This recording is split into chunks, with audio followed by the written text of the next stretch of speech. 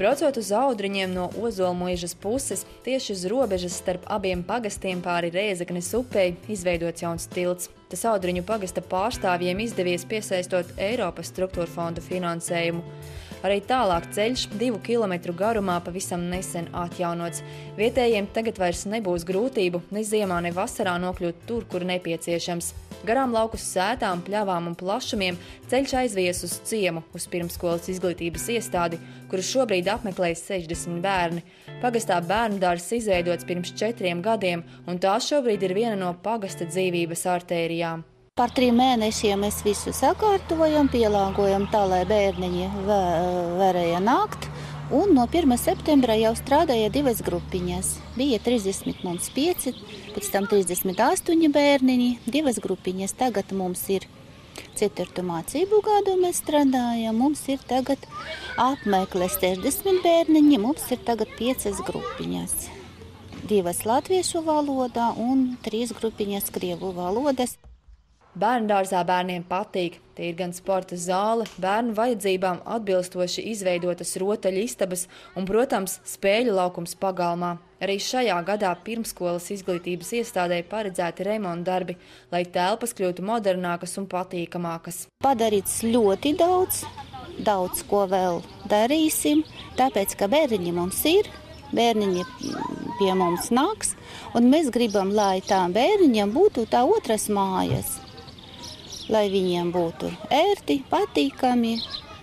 Ar bērniem strādā profesionāli un iejūtīgi pedagogi, kuri paspēj gan mazos pieskatīt, gan telpas palīdz izremontēt un uzturēt kārtībā. Neskatoties uz visu šo krīzi un tiem apstākļiem, es pateikšu, ka nav slikti pie mums.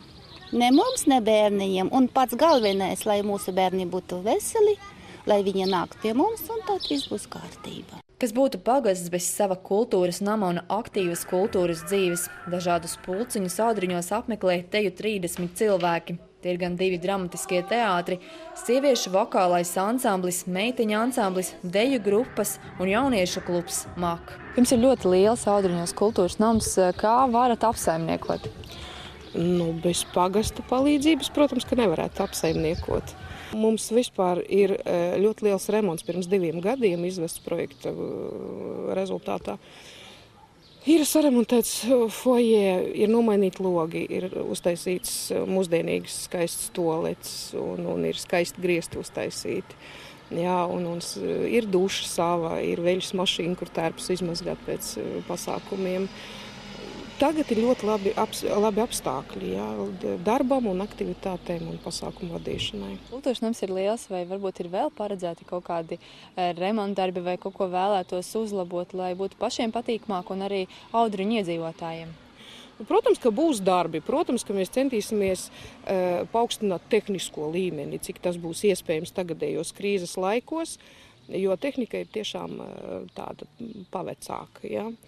Un idejas ir grandiozas un lielas, un reizēm gribās ļoti skaisti kaut ko izdarīt, un tad tehniskā tā visa bāze mūs spiež uz leju, tad vajag iziet no tās situācijas ar to, kas ir. Jā. Noteikti, ka mēs mēģināsim piedalīties projektos kaut kādos un uzlabot to tehnisko bāzi. Nelielajā ciematā jaunieši mācās dejot gan vēderdejas, gan hip-hopu. Ja austrumnieciskās dejas jaunieši apgūst pašu spēkiem, tad hip-hopu māca profesionāla dejotāja no Daugavpils. Jaunieši par deju nodarbībām ir sajūsmā, jo tagad arī viņi laukos esot var darīt to pašu, ko pilsētas bērni.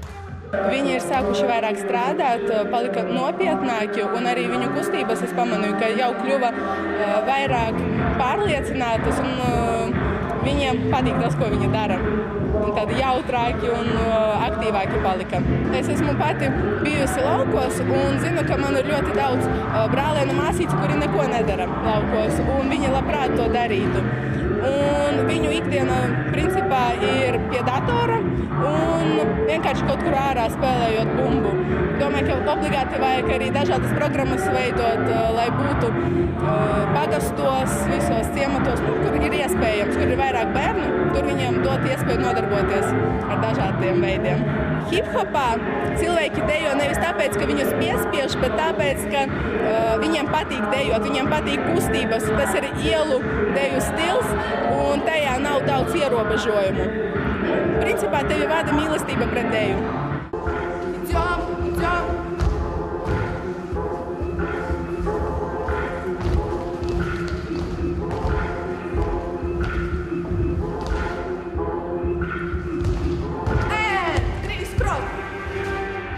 Это очень нравится, это наше хобби.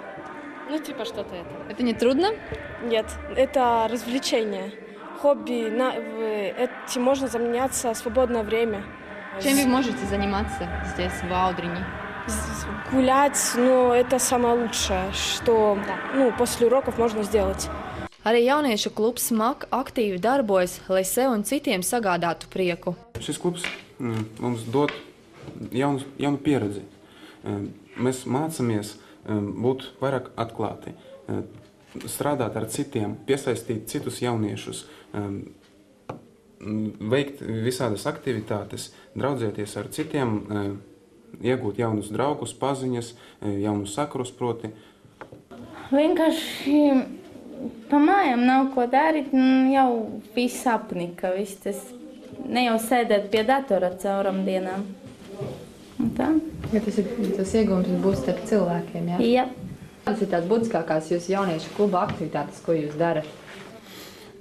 Mēs taisam visādas aktivitātes svētku dienās, piemēram, lieldienās un mātes dienā šeit, klubā, priekš mūsu ciematā. Jūs arī minējāt, bērnu laukumu labiekārtošanu, tad tas ir tā kā, jūs domājat arī par visu ciemu, lai viņš kā varētu izskatīties pievilcīgāks. Protams. Vai kāds cits, dara to bērnu laukumu sakot, vai par to tādu tiek domāts, lai ciemats izskatītos labāk un cilvēkiem būtu patīkamāk šeit dzīvot? Kā jūs esat novērojuši kā jaunieši? Ir.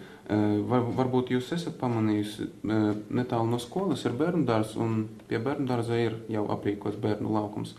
Manuprāt, ļoti smuki izskatās, mēs gribam pat labāku šeit. Kultūras namā izveidota atpūtas istaba, kuru regulāri apmeklē jaunieši. Tie ir gan datori ar interneta pieslēgumu, gan novusa galds. Taču cilvēkiem būt sabiedrībā un pēc ikdienas darbiem darīt to, kas dvēselē sagādā prieku, ir svarīgi kā jaunākajai, tā arī vecākajai paaudzei. Mājās jau arī nevar nosēdēt tikai tas mājas darbs un trauki un virtuve un vispārējais dārs. Šeit cilvēkos aizmirst par visām savām tādām kaitēm. Par visu aizmirst, tur aiz durvīm tas viss paliek ārā, jā. А šeit jau pavisam cita dzīve. Я с детства пела. И, знаете, эти директора клубов менялись, но артист все тот же оставался. Хоть я уже и старая стала, а все равно в клуб иду. Да если на сцену еще не выйду, растянусь и помру.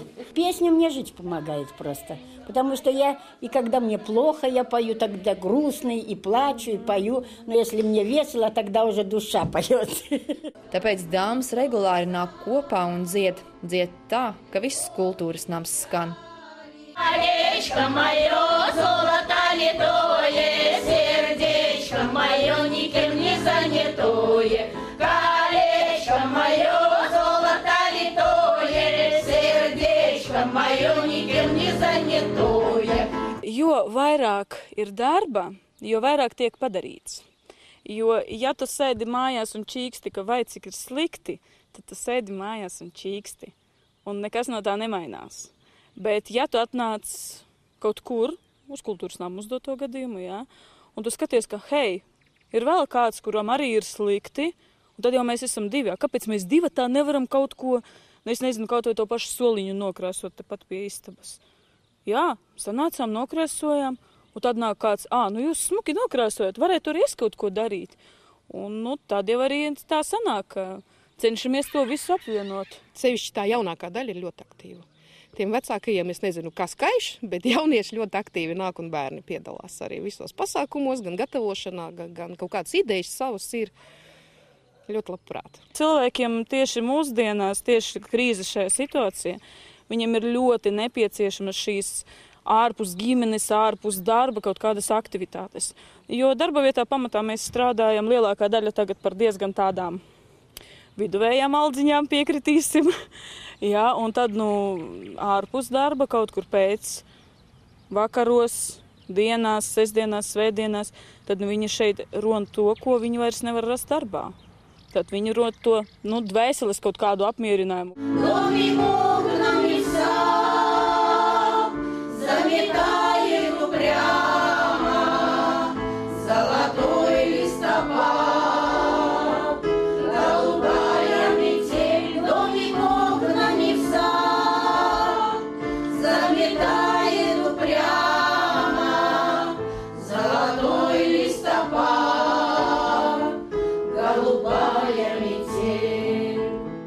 Tā dzīvo, cīnās un nepadodas Audriņu pagasta iedzīvotāji, kuri ar latgaliešu sīkstumu un spītību, neskatoties uz grūtībām un traģiskajiem vēstures notikumiem Otrā pasaules kara laikā, ir, bija un būs.